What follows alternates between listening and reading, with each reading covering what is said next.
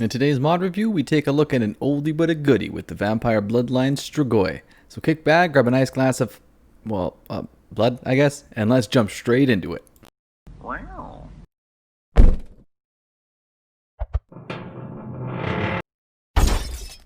Longtime fans of this channel probably recognize the mod author WhySoFurious. We have covered their works before. If this is your first time though, hey, welcome. Let me introduce WhySoFurious. They are to the vampire accounts what Ajamuk is to the Tomb Kings or Ubermorgan is to the Lizardmen. That is to say, they are the very best at that one particular race. Anyways, the Strigoi are by far the most expansive of all the mods they've done, far eclipsing their other works.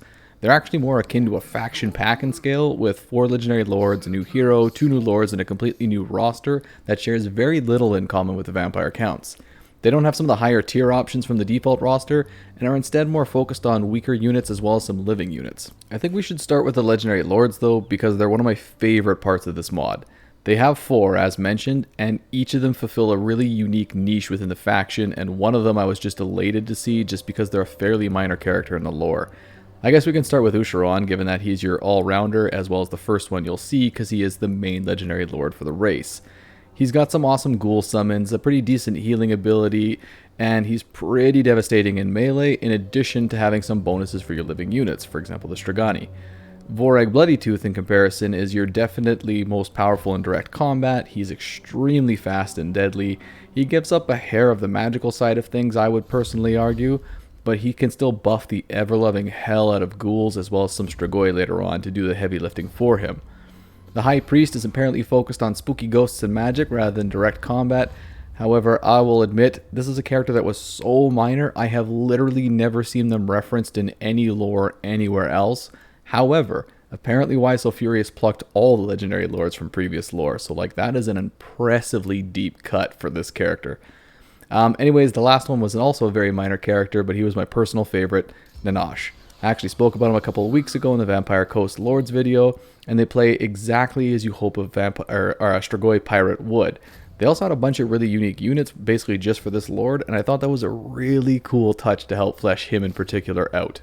As said earlier, the Strigoi don't have access to the high-tier single-entity monsters of the original vampire counts, nor access to the brilliantly effective cavalry of the vampire counts either.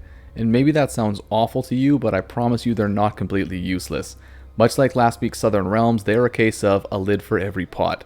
None of your units, barring perhaps the Lord itself, is able to pull you through all situations, but you can absolutely flood the map in units. In one of my armies, I could summon 2 Crypt Ghouls, 3 Ghoul Crews, 4 Zombie Crews, and 12 Bats, provided I had enough Winds of Magic to actually pull all that off. That is a whopping 21 different units for those of you paying attention. That's more than an entire second army is. They also have access to some ranged units, which actually does make a surprising amount of difference to your army. Your ghouls actually go from being fragile little damage dealers to fragile damage dealers who you only need to tie up a unit for your archers and gunners to pump full of arrows and lead. And then you can immediately run away with them again. It made for a really fast, really hard-hitting faction. The campaign experience is slightly less unique as it does still play fairly close to the default vampire experience, but there is a secret upside to this that I'll touch upon later in the video. In general though, most of your stuff can be left for your minor settlements to handle, freeing up your capitals for your admittedly rare high tier buildings. Just like with the base vampires, immediately pumping out as much corruption as you can possibly handle not only improves your own turns, but can also get rebels to clear out other factions without you actually having to declare war on them, which is really, really handy in this particular case because your starting position is not great. The faction gets some unique events, which I also thought was a really cool touch. No one would have been upset if they weren't there, but WhySoFurious still went through and put them in anyways, predominantly just to help give them some extra flavor and flesh them out, which I thought was a really, really cool touch to have gone and done. I should also clarify, because I don't want you getting the wrong impression, there are still some pretty unique differences between the Strigoi and the base vampire counts in the campaign experience.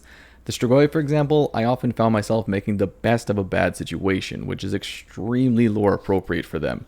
Whereas the vampire counts and the Von Karsteins tend to have a very obvious path to expansion, no matter which way you look, the Strigoi are just not going to have an easy time pushing out. I also found their economy was very weak, which meant that maintaining enough armies to defend all the directions I was being attacked from was cripplingly expensive, which made for some really awesome strategic decisions. I almost never focus on individual combat prowess when building up legendary lords, But in this particular case, I had to, because sometimes they were pretty much all I had available.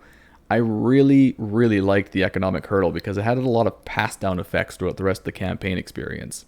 Continuing on with my own personal campaign experience, as you can see I went straight for Nanash, and I strongly recommend that for your own playthrough. It's not that they're dramatically stronger than any of the others or anything like that, but they have a ton of unique stuff like shipbuilding and specific units, and that former consideration, shipbuilding, makes for a really handy effect because it allows you to park him outside of an enemy city, far enough away from their settlement that they can't reinforce any armies that do decide to come after you, which allows you to build up corruption and ultimately sort of soften up your enemy before you yourself go in. Alternatively, you can just start building up your army or rebuilding it thanks to the shipbuilding and then clear them out yourself once you're up to snuff. Usher also has a pretty decent starting army, but in the early game I often found myself taking the Strigoi because they had a fairly underperforming exchange against the Savage Orcs I found, so Nanash got the lion's share of gold thrown at him for my campaign. Later on, once I did have access to higher tier Strigoi troops like the Damu, Vorak, and Morkane Guard, Usher then really came into their own, and ironically, right as Vorak Bloody Tooth was starting to become a genuine threat as well. So I hit one specific point where all three of my legendary lords suddenly became extremely useful. I don't want you thinking the mod is only about legendary lords either. Like the roster, the lords, and the heroes were all also super fun to use. Having living units in your army might not sound like a huge change to you, but it actually makes for a really big tactical difference in battle. Having your living units rout and leave behind your undead units with fighting without backup can quickly get those undead units killed. And then as well, plenty of the skills that work on one or the other, so one that works on living or one that works on undead, really makes for a tough balancing act. So for example, like parking a Mystic into a group of Vora can be huge, but parking her in the middle of some Strigoi and her talents are almost completely wasted, which also makes it more difficult to mix and match your units like that too. So it made for a lot of really difficult decisions with what to do in battle. There was actually a few times where I had to save scum because I just couldn't figure out the right sort of way to put my troops together to win a battle. As for the negatives, there's not many and some of them might not matter to you at all. One thing some of you have probably already noticed is that there is the infamous white square in the building chains, which essentially means that the artwork failed to load for that particular icon. I know I'm not the only one with this particular issue. It's brought up quite a lot in the comment section. Hopefully it's something that will get corrected pretty soon, but it doesn't actually affect anything in the slightest. You aren't prevented from building it or anything like that. It just happens to look ugly if that's something that you're worried about. I also did seem to have some glitches in my campaign regarding Nanash and Vorag. They both unlocked on turn 2 due to a script break, which I didn't mind in the slightest, and I should mention, even though the script accidentally gave them to me on turn 2, they still worked perfectly. There was no glitches with them or anything like that. However, unfortunately, that same script break also meant that the High Priest was completely blocked off for me even after I fulfilled his prerequisites. So, kind of gave some and lost some in that particular sense. Alright, so that's all well and good, but what about balancing compatibility?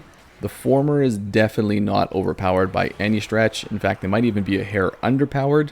This isn't going to be quite as much of a slog as something like Southern Realms. This is more of a understand you're probably going to suffer a few casualties each battle kind of deal. Unlike with other mods, or even vanilla content for that matter, you really aren't going to hit a point in the game where you can effectively just tune out and stop thinking either. You are always going to be fighting an uphill battle.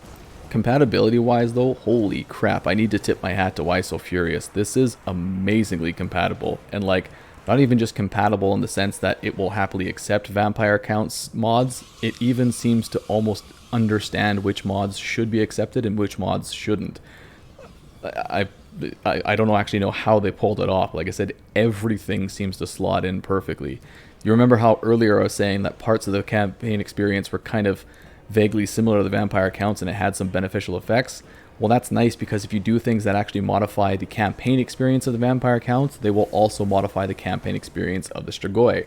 However, things that modify units or add in new heroes or any stuff like that are also helped separated from the Strigoi, so you still have a unique roster experience on that set of things. Still further though, if you have unique legendary lords for other vampiric factions, they too can be slotted over and work completely flawlessly within the Strigoi roster. Anything you could possibly think of will work perfectly with this thing as far as I've seen, and I have a pretty extensive mod list. Conclusion time then. Should the Strigoi be a permanent fixture in your load order? Yeah, there's no reason not to keep these bad boys in there. They definitely don't screw up the balance of the campaign experience for other factions. They definitely don't cause any compatibility issues. They don't have any negative implications for your own experience. Like, everything about this is exclusively a positive situation. It helps make that area of the map, which is already pretty fun to see, even more fun to go through and conquer. It's just positives all around. Download it, subscribe to it, give a thumbs up on the mods page, have fun with it. That is going to wrap it up for this particular episode. As always, I want to thank you all for watching, and I'll see you all next time.